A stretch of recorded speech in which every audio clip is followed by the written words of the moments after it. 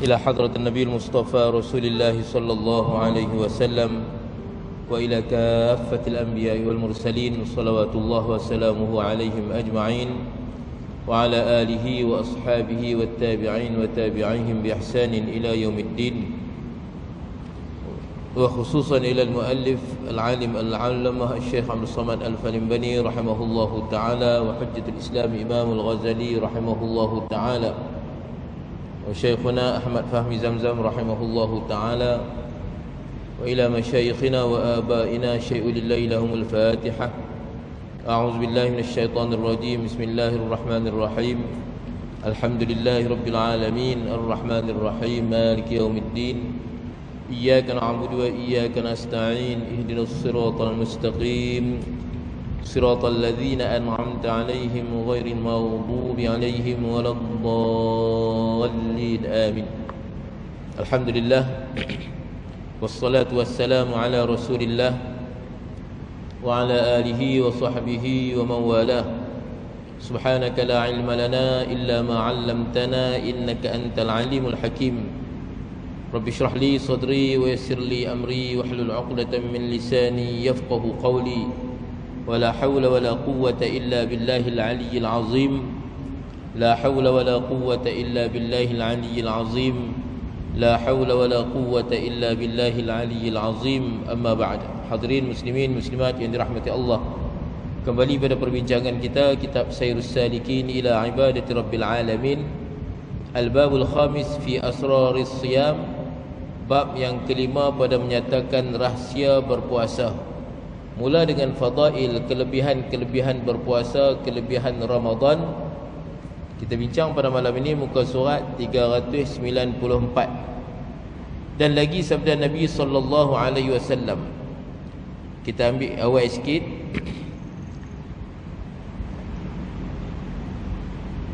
Muka surat 393.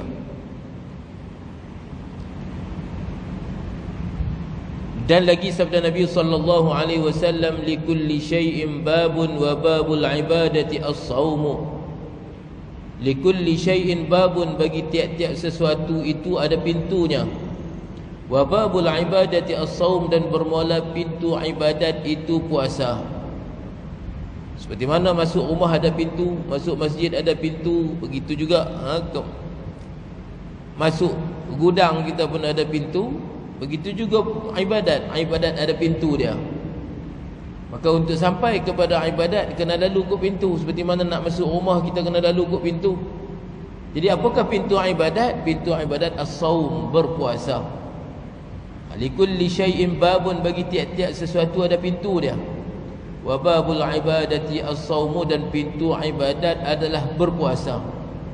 Ketika kita berpuasa, nafsu kita lemah, nafsu kita moyok, nafsu kita tak bermayah. Maka ketika itu mudah untuk kita kontrol keinginan nafsu. Nafsu ni kalau dia sehat, kalau dia segak, kalau dia kenyang, dia akan galak. Maka ketika itu susah kita nak kontrol dia. Jadi memudahkan kita untuk kontrol nafsu adalah dengan cara berpuasa. Bila kita berpuasa, mudah kita nak atok nafsu kita, mudah kita nak beribadat kepada Allah Subhanahu wa taala. Sebab tu bulan Ramadan semangat ibadat kita berbeza dengan bulan-bulan lain. Kerana bulan Ramadan kita berpuasa, mana pintu-pintu ibadat dah ada depan kita. Senang kita nak baca Al-Quran, senang kita nak khatam Al-Quran, senang kita nak sembahyang tarawih, senang kita nak bangun tahajud, senang kita nak bangun awal untuk makan sahur. Kerana pada bulan Ramadan kita mempunyai pintu-pintu ibadah, iaitu as-saum.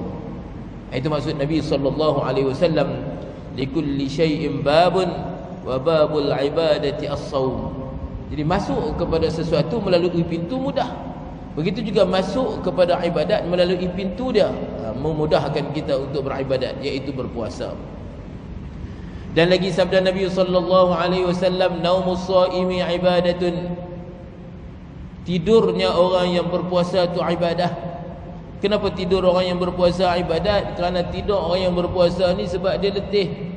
tak makan semalam, bangun awal makan sahur, maka di siang hari dia mengantuk, tidur keletihan, letih kerana melaksanakan perintah Allah Subhanahu wa taala berpuasa, maka tidur dia itu juga adalah ibadah.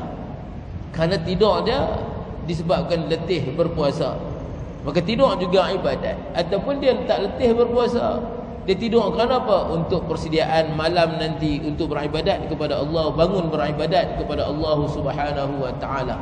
Maka tidur tu adalah ibadah. Tidur qaidullah sekejap, sebab malam ni nak pergi sembahyang tarawih dalam keadaan segar, tak mengantuk. Kemudian bangun nak baca Al-Quran, nak tadarus Al-Quran, nak bangun sahur. Jadi tidur itu adalah ibadah. Naumus shaimi ibadatun, bermula tidurnya orang yang berpuasa adalah ibadat. Dan lagi sabda, dan daripada satu hadis yang diriwayatkan oleh Sayyidina Abdul Qadir Al-Jailani radhiyallahu anhu, naumus shaimi ibadatun wa sumtuhu tasbihun wa du'auhu mustajabun wa amaluhu mudha'afun. Masih lagi di bawah kelebihan berpuasa. Naumus shaimi ibadatun, seperti mana kita hurai tadi, tidurnya orang yang berpuasa adalah ibadat. Kemudian wasumtuhu tasbihun, diamnya orang yang berpuasa adalah tasbih. Orang yang berpuasa dia kena jaga mulut dia, yang daripada perkara yang haram memang dah, juga daripada perkara-perkara lara, cakap benda-benda yang tak berfaedah, maka dia tutup mulut dia, tak mau cakap perkara-perkara yang tak berfaedah. Diam dia tu pun dah dikira tasbih. Wasumtuhu tasbihun, diamnya orang yang berpuasa adalah tasbih. Wa du'auhu mustajabun, doa dia diperkenankan oleh Allah Subhanahu wa taala. Wa amaluhu mudha'afun, dan amal ibadatnya digandakan oleh Allah Subhanahu wa taala. Bayangkan dulu kita dah sebut hadis Nabi sallallahu alaihi wasallam, sujudnya orang yang berpuasa sama ada di siang hari ataupun di malam hari, dibina tumbuh untuk dia.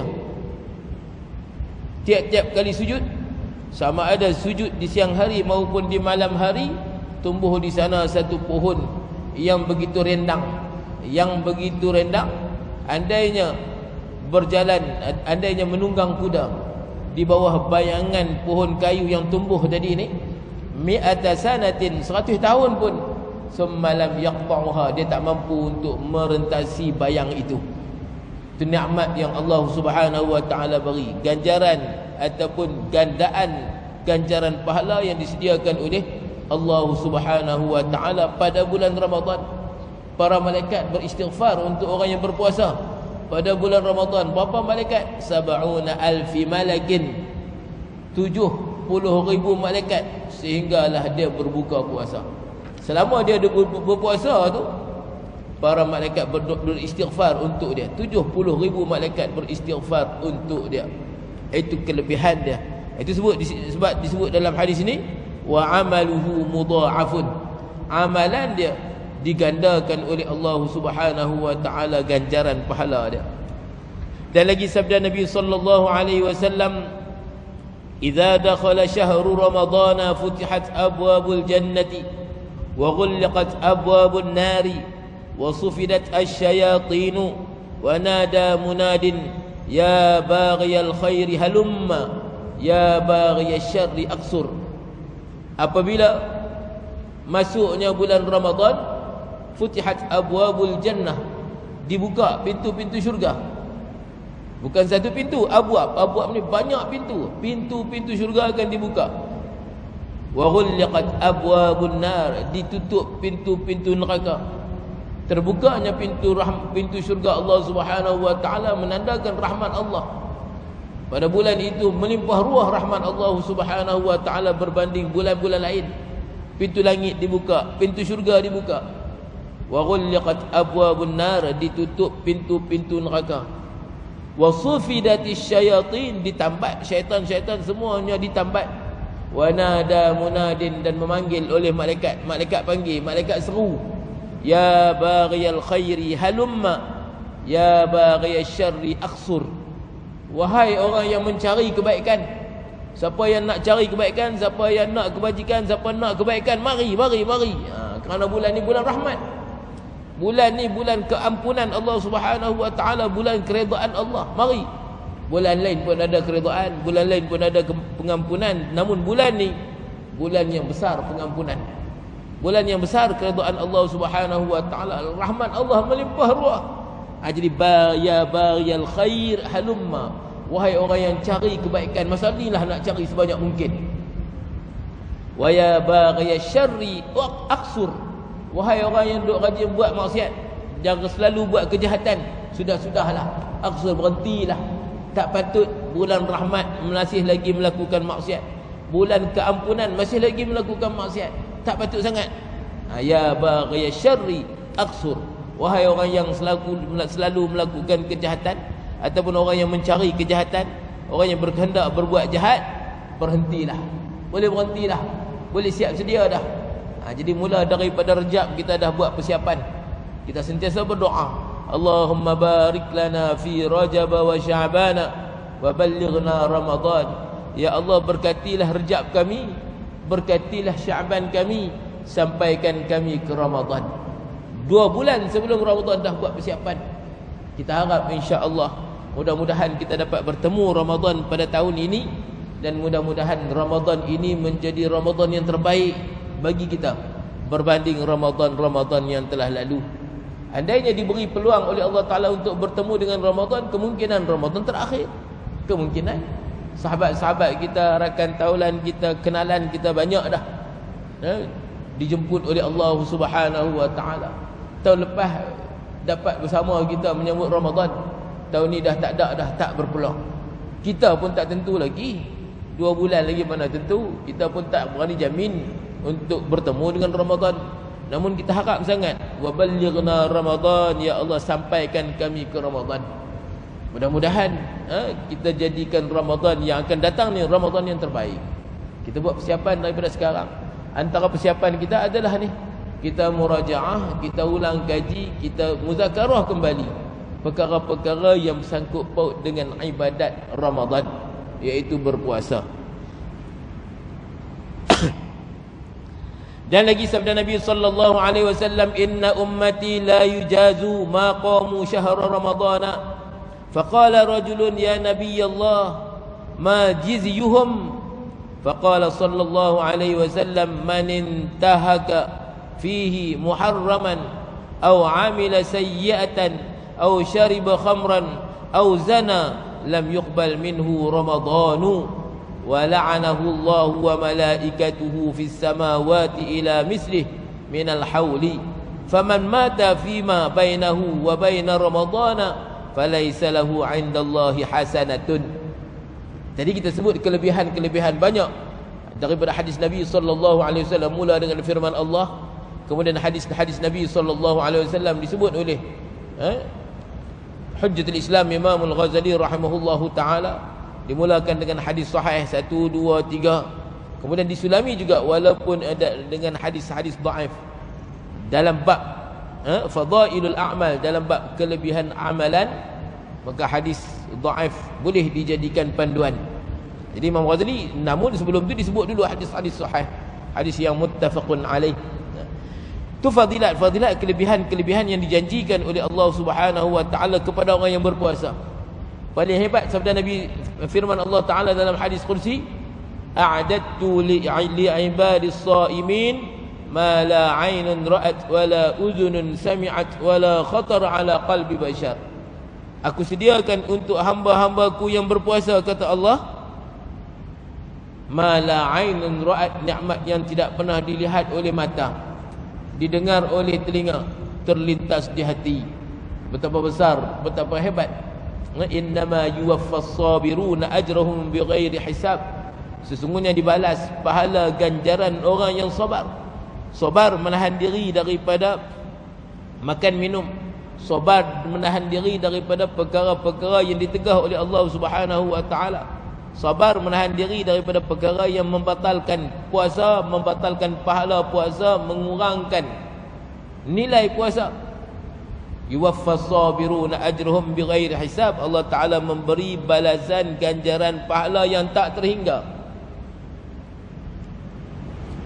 Amal-amal ibadat dalam hadis Qudsi juga, Setiap kebaikan Allah Ta'ala balas bi'ashri amsalihha.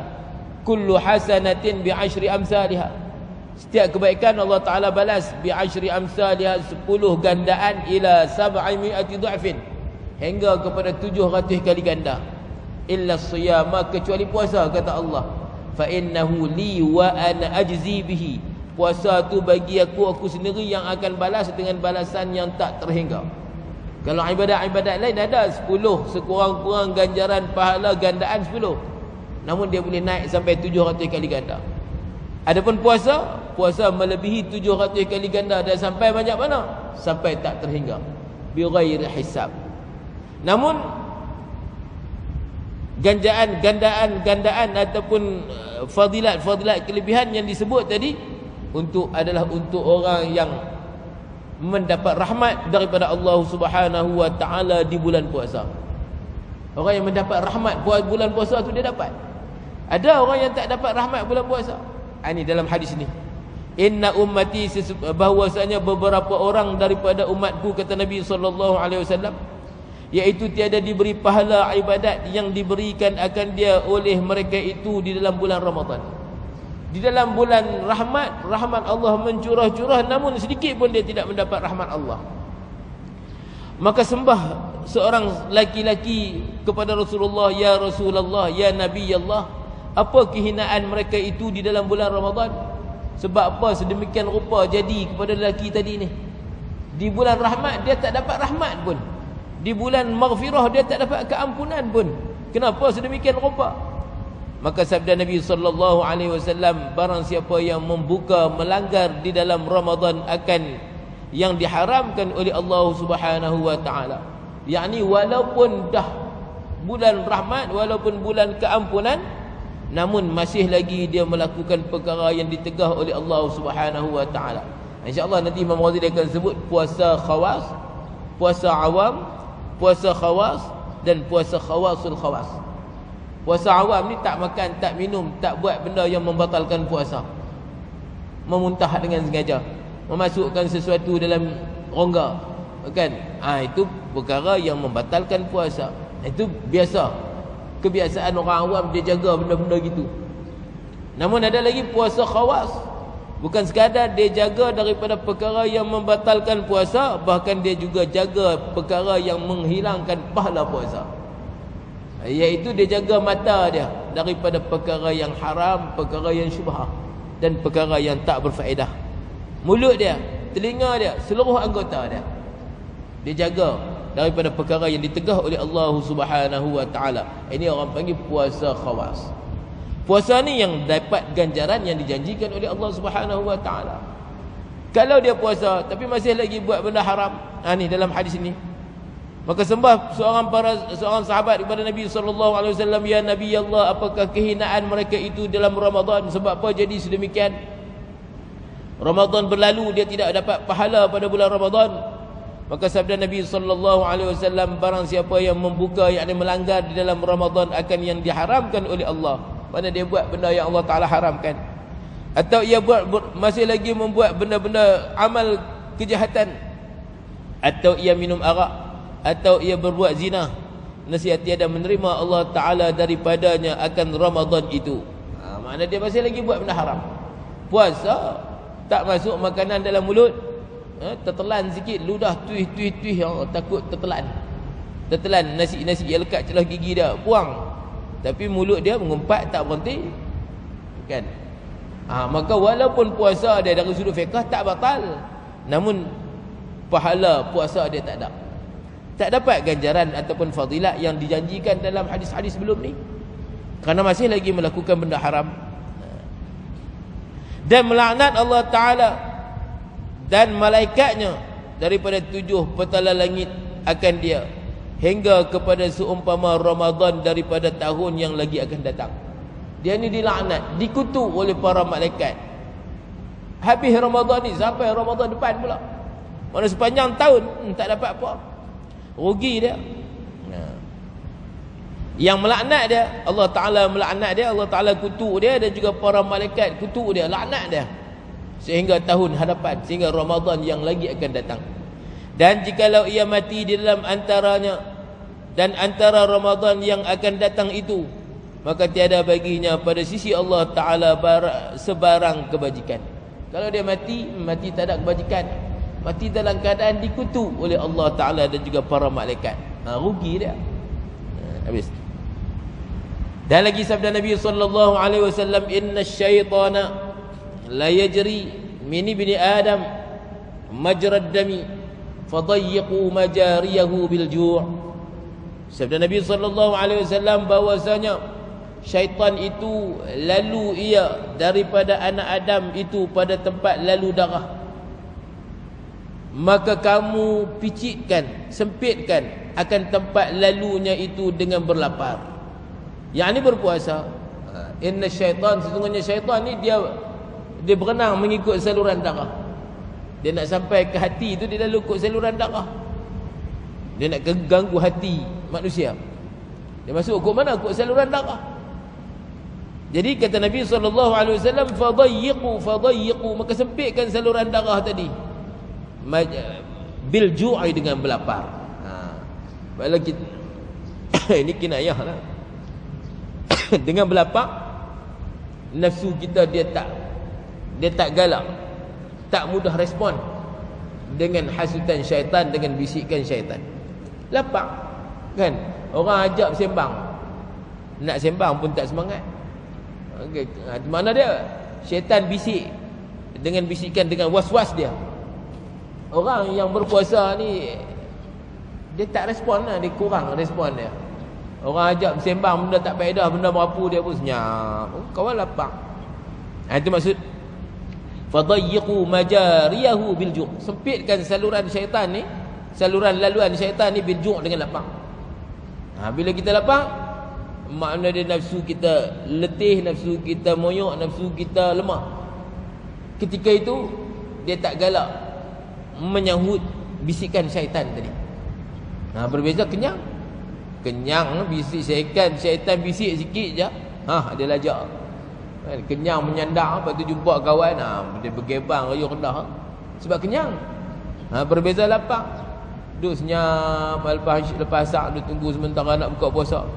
Orang tegur pun malas nak jawab kan. Itu maksud fadayyiqu majariyahu bil ju'. Bila nafsu dah orang panggil letih, lemah, maka ketika itu mudah untuk kita beribadat. Seperti hadis tadilah, likulli babin likulli syai'in babun wa babul ibadati as-shaum. Dan lagi sabda Nabi sallallahu alaihi wasallam bagi Sayyidatina Aisyah radhiyallahu anha, dawimi qar'a babil jannah. Sentiasalah oleh kamu, hai Aisyah radhiyallahu anha, qar'a babil jannah, mengetuk pintu syurga. Sentiasalah kamu ketuk pintu syurga, ketuk, kan? Ataupun kekallah oleh kamu akan sesuatu yang membuka pintu syurga. Qalat bimadza ya Rasulullah. Sayyidatina Aisyah bertanya Nabi kita Muhammad sallallahu alaihi wasallam, dengan apa nak buka pintu syurga ni? Maka sabda Nabi sallallahu alaihi wasallam, bil ju'i, dengan berlapar. Kan seperti mana kita sebut tadi, bila lapar, ibadat kita tak sama ketika kita kenyang. Kita kenyang, kita ibadat, tumpuan kita kurang berbanding kita lapar. Masa kita lapar tu mudah memberi tumpuan ketika ibadat berbanding kenyang. Kita kenyang takbir Allahu Akbar, fikiran kita memang melayang masa kenyang. Beza lapar, masa kita lapar kita takbir Allahu Akbar, mudah kita nak fokus, mudah untuk kita menghasilkan khusyuk. Dan lagi akan datang fadilat lapar itu insya-Allah Subhanahu wa taala dalam bab bicara al-muhlikat. Wallahu a'lam. Nanti kata musannif rahimahullah taala dalam bab al-muhlikat, iaitu juzuk yang ketiga kitab Sairus Salikin. Di sana musannif rahimahullah taala sebut tentang fadilat berlapar, kelebihan berlapar. Imam Asy-Syafi'i radhiyallahu anhu tak pernah kenyang selama 40 tahun.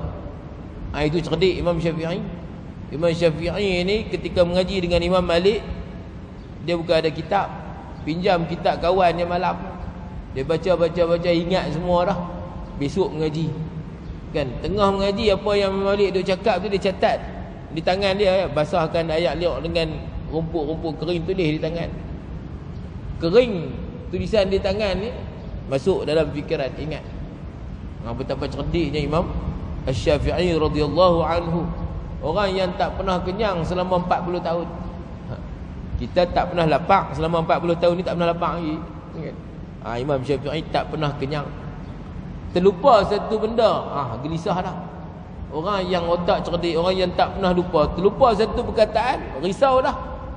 Sehingga dia mengadu kat tu guru dia, Waqi'.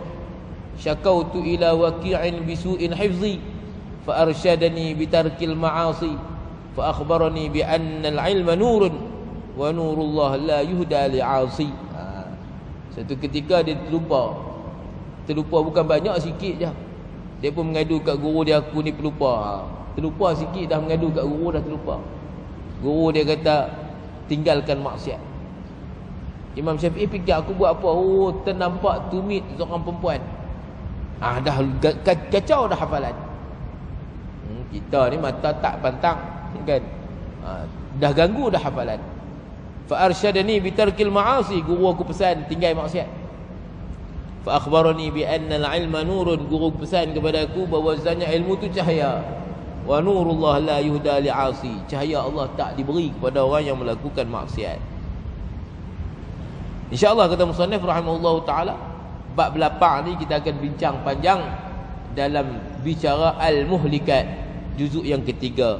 Wallahu a'lam. Kemudian faslun fil wajibati was sunaniz zahirati wal lawazimi bi ifsadis siyam.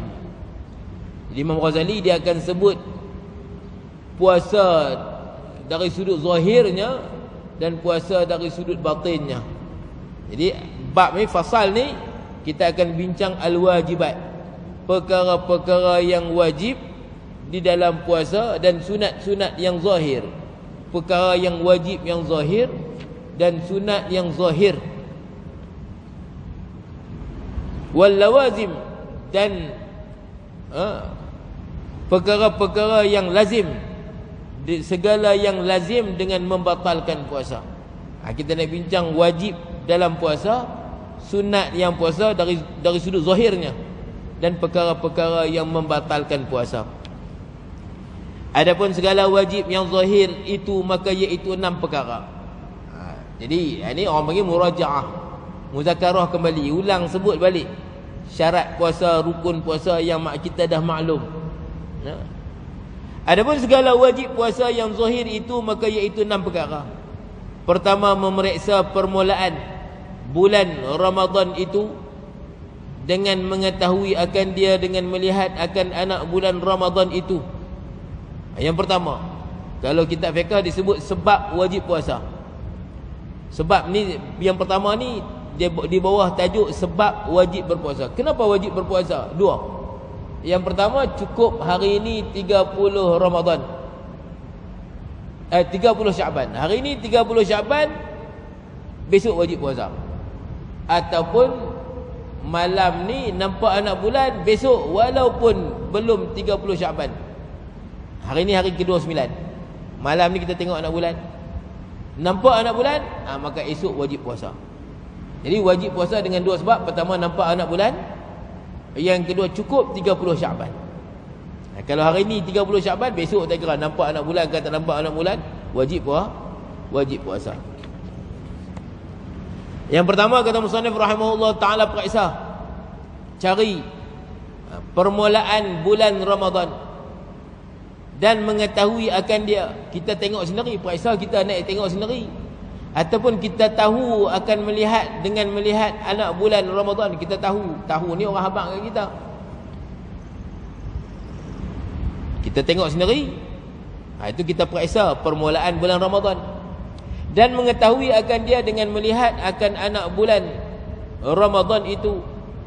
Dan jikalau syak ia pada malam itu, maka hendaklah disempurnakan 30 hari bulan Sya'ban itu. Kalau kita syak nampak anak bulan ke tak, maka ketika itu sempurnakan 30 Sya'ban.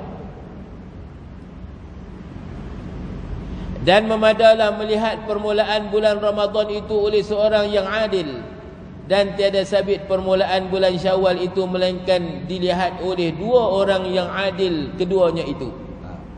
Untuk sabit nampaknya anak bulan, untuk sabitnya Ramadan cukup dengan seorang yang adil. Seorang yang adil dia kata aku nampak semalam anak bulan.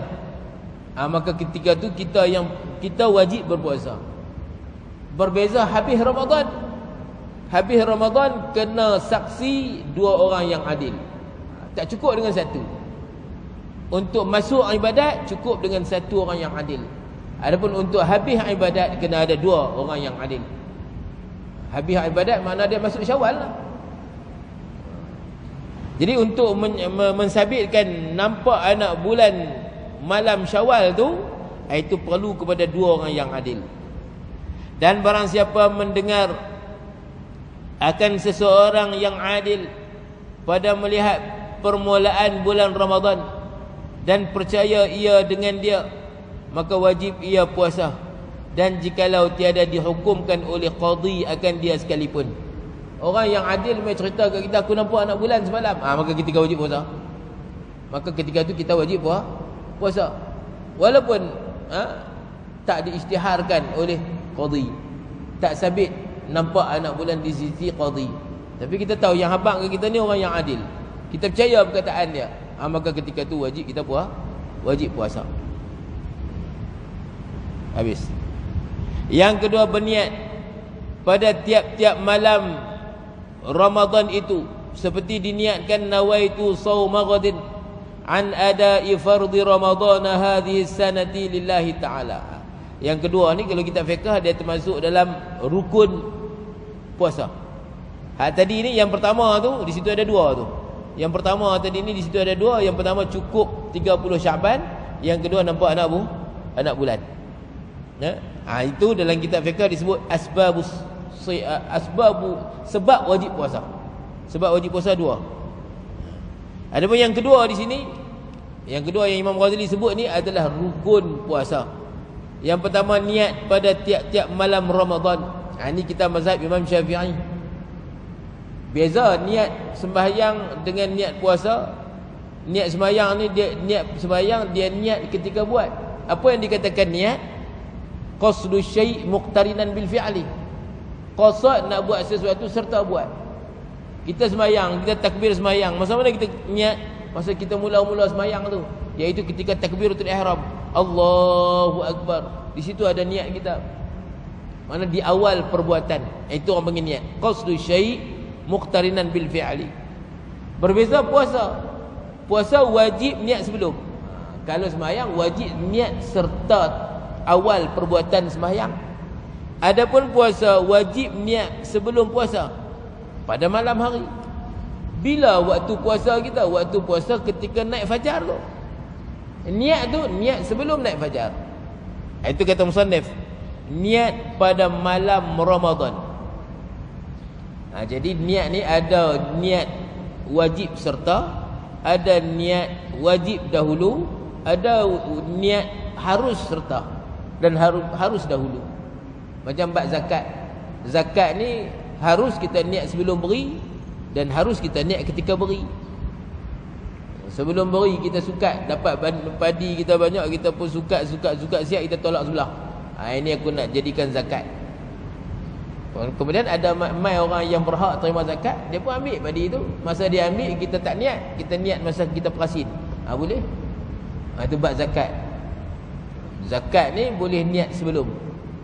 Adapun puasa wajib niat sebelum buat. Sembahyang wajib niat ketika buat. Habis. Mana lafaz niat? Ini lafaz niat. Nawaitu shauma ghadin an ada'i fardhi ramadhan hadhihi sanati lillahi ta'ala. Sahaja aku puasa esok hari bulan Ramadan an ada'i, menunaikan kefarduan Ramadan tahun ini kerana Allah. Itu niat yang sempurna. Niat tu di hati lah. Nawaitu tu orang panggil lafaz niat. Lafaz niat ni sunat. Kenapa? Supaya dia membantu hati. Lisa'adul lisan al-qalba. Supaya lidah tu membantu hati, tolong hati.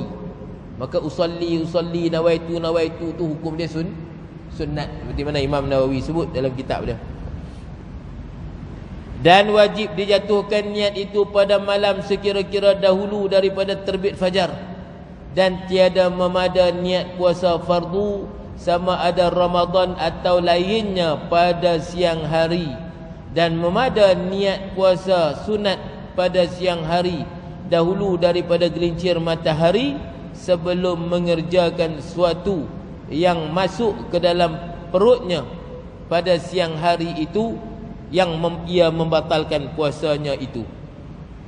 Jadi kata musannif rahimahullah ta'ala, bila puasa wajib, tak kira lah puasa wajib tu sama ada wajib fardu Ramadan ataupun wajib-wajib lain, wajib kafarah, wajib nazar, itu puasa wajib. Puasa wajib yang fardu Ramadan ni ialah tu puasa wajib.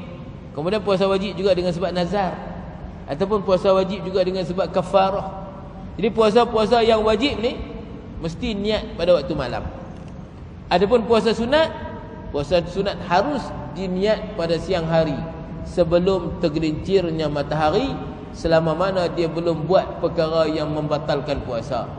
Bangkit pagi, sedap-sedap pukul 11 ni, tak makan apa lagi, pukul 12 ni setitik ayak, seketui nasi pun tak masuk dalam mulut lagi. Niat puasa, saja aku puasa hari Khamis ni kerana Allah Ta'ala, kan? Dapat pahala puasa. Boleh niat di siang hari, asalkan dia tak buat perkara yang membatalkan puasa. Itu puasa sunat. Ini maklum, murajaah balik benda yang kita dah tahu. Yang ketiga, menahan daripada sesuatu yang masuk ke dalam perutnya siang hari Ramadan itu.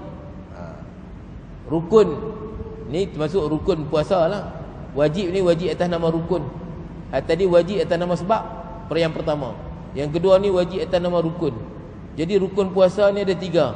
Yang pertama niat, yang kedua orang yang berpuasa, yang ketiga menahan diri daripada perkara yang membatalkan puasa. Itu dalam kitab fiqh. Jadi Imam Ghazali dan Syekh Abdul Somad Al-Falimbani dia campur semua. Sebab yang mewajibkan puasa, rukun puasa pun dia masuk di bawah segala wajib puasa yang zahir. Yang ketiga, menahan diri daripada sesuatu yang masuk ke dalam perutnya di siang hari Ramadan. Jangan makan, jangan minum, jangan masukkan sesuatu ke dalam perut. Maka batal puasanya sebab makan dan minum dengan sengaja. Dan demikian lagi batal puasanya dengan sebab masuk sesuatu ke dalam telinganya, dan ke dalam hidungnya, dan ke dalam duburnya, atau ke dalam faraj perempuan. Sekalian itu dengan sengaja. Maka jikalau dengan lupa atau digagahi, makna dipaksa oleh orang, maka tiada batal puasanya itu. Kalau sengaja, ni bab puasa, sengaja banyak tak batal puasa. Sengaja walau ada, kalau sengaja batal puasa. Kalau tak sengaja walaupun banyak tak batal puasa. Berbeza sembahyang. Sembahyang sikit tak sengaja, sikit sengaja batal, banyak apatah lagi. Sedikit tak sengaja tak batal, banyak walaupun tak sengaja batal. Itu puasa. Itu sembahyang. Dia sembahyang, masa duduk tahiyat duk ingat aku habis dah sembahyang. Orang rumah ada hidang nasi, dia pun makan nasi habis pinggan, baru sedar lah tak beri salam lagi. Batal tak sembahyang dia, batal. Makan dalam keadaan tak sedar dia sembahyang, kan? Mana makan tak sengaja tu, batal tak batal? Kenapa banyak? Berbeza puasa. Puasa walaupun makan banyak, kalau tak sengaja dalam keadaan terlupa tak batal. Makan nasi habis talam, terlupa yang dia puasa. Hari pertama kemarin makan, hari ni pun dia ingat tak puasa, terlupa yang semalam niat puasa. Semalam makan sahur, terlupa. Tengah hari bangkit tidur, buka tudung, tengok ada nasi, makan 2 pinggan, kenyang. Belah. Lepas tu sedar, aku puasa ni. Batal tak? Tak batal, walaupun banyak.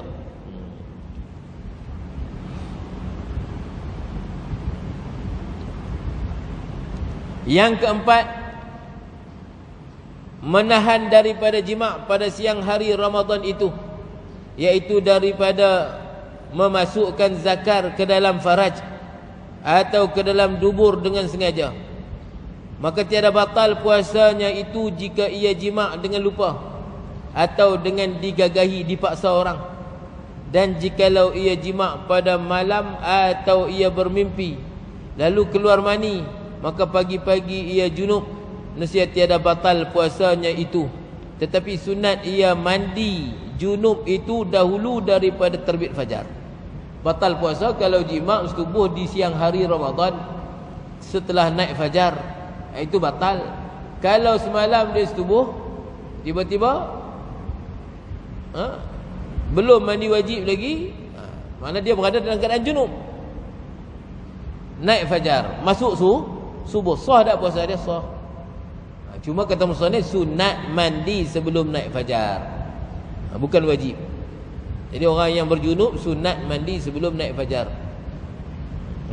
Dan jikalau ia jima' lalu terbit fajar, maka jikalau lekas ditanggalkan zakarnya itu, nescaya sah puasanya itu. Dan jikalau dikekalkan jima'nya itu, nescaya batal puasanya itu. Dan lazim atasnya kafarah dan qada dan menahan diri daripada makan.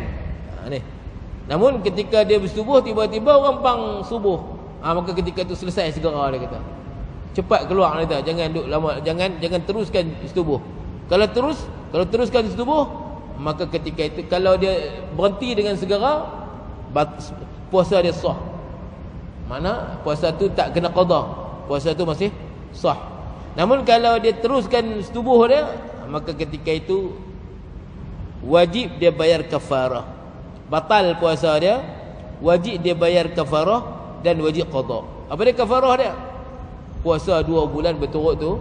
2 bulan berturut-turut tu kena puasa, kemudian 1 hari lagi kena qada. Hak yang hari itu dia kena qada.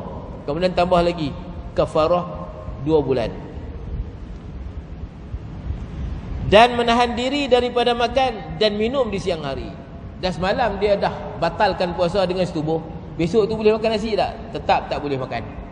Wajib dia imsak, wajib dia tahan daripada perkara yang membatalkan puasa. Tak boleh makan, tak boleh minum dan sebagainya. Habis. Yang kelima, menahan diri daripada mengeluarkan mani pada siang hari Ramadan. Dan tiada batal puasanya sebab mencium akan isterinya ataupun mendakap akan dia jika tiada keluar mani. Tetapi makruh demikian itu. Maklum, tak kena hurai. Yang keenam, menahan daripada muntah. Maka iaitu jika disengajanya muntah, nescaya batal puasanya.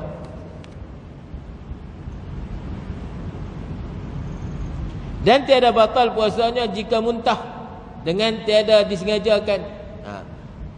Dan tiada batal puasanya menelan balgham, telan gelma. Dia duduk kat ni, daripada lehernya atau daripada dadanya, melainkan jika sampai ke mulutnya, maka ditelannya, maka iaitu batal puasanya. Jadi muntah dengan sengaja ataupun membiarkan muntah, itu batal. Muntah dengan sengaja ni dia jolok termuntah, itu batal puasa. Ataupun dia biar muntah, boleh tahan, dia tak tahan, dia biar bagi muntah juga. Sedangkan dia boleh tahan, kacik gigi dia tahan. Tak muntah tapi dia biarkan, nak muntah dia biarkan muntah, juga batal puasa. Tak tahan dah, kok mana pun akan termuntah juga, itu baru tak batal. Jadi termasuk sengaja muntah, membiarkan muntah. Itu disebut dalam kitab fiqh. Dia biar muntah, dia biar apa orang panggil, dah nak termuntah, dia boleh tahan tapi dia tak tahan. Dah sampai peringkat tak tahan dah, kok mana pun tahan, kok mana pun termuntah juga, itu tak batal. Itu kata dah. Dan tiada batal puasanya jika muntah dengan tiada disengajakan. Dan tiada batal puasa dengan telan balgham, gelma kita yang duduk di kawasan tekuk, yang belum keluar daripada makhraj ha. Kalau dah keluar daripada makhraj ha, dia masuk kawasan mulut dah, telan baru batal. Duduk kat bawah ni, duduk kat tengkuk kita ni, nak buang pun payah, dia duduk ada atas ni, telan elok dia terasa dia kan. Tu tak batal puasa. Tapi kalau keluar sampai makhraj ha, kan, dah keluar dah, telan, baru batal. Dan tiada batal puasa dengan menelan air liur yang di dalam had bibirnya. Dan jika banyak sekalipun, jika tiada bercampur air liur itu dengan sesuatu. Air liur yang duduk dalam had bibir, mana duduk dalam mulut dia lagi lah. Dia telan tu tak membatalkan puasa. Walaupun banyak. Habis. Adapun segala sunat yang zahir itu, maka iaitu 7 perkara. Wallahu subhanahu wa ta'ala a'lam. InsyaAllah pertemuan akan datang kita bincang tentang sunat-sunat di dalam berpuasa. Mana selesai dah wajib tu. Jadi wajib tu dua. Yang pertama tu sebab wajib berpuasa.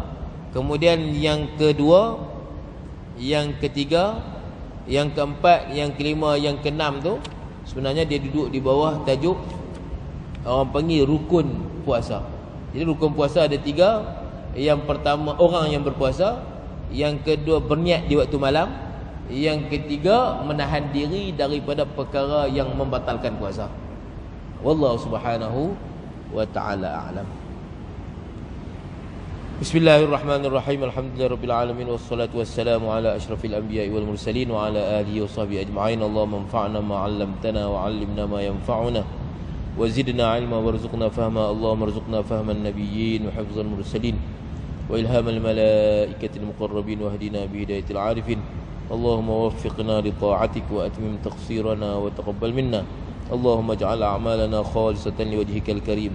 وصلى الله على سيدنا محمد وعلى آله وصحبه وسلم والحمد لله رب العالمين.